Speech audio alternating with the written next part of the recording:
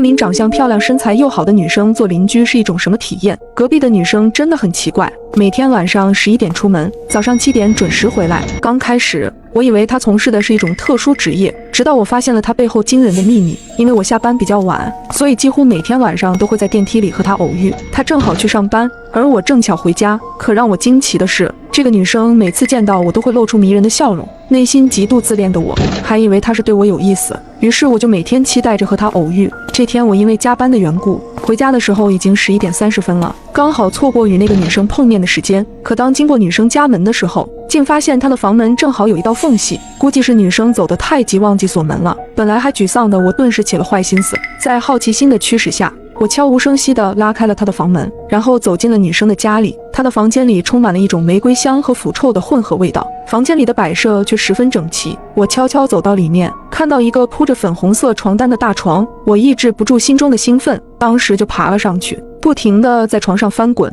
然后我又走进卫生间，看见洗漱台上摆满了女生的化妆品，洗衣机旁边还有她的几件贴身衣物。我刚要伸手去拿，此时房门响了，是有人开锁的声音。奇怪，难道是女生这个时间点回来了吗？我赶紧跑出卫生间，然后连滚带爬地躲到了床底下。房门打开后，我看见那个女生走了进来，我内心祈祷着她发现不了我。可女生一眼便看到了被我弄乱的床单，然而她并没有一点惊讶的表情，只是轻声喊道：“亲爱的，是你吗？”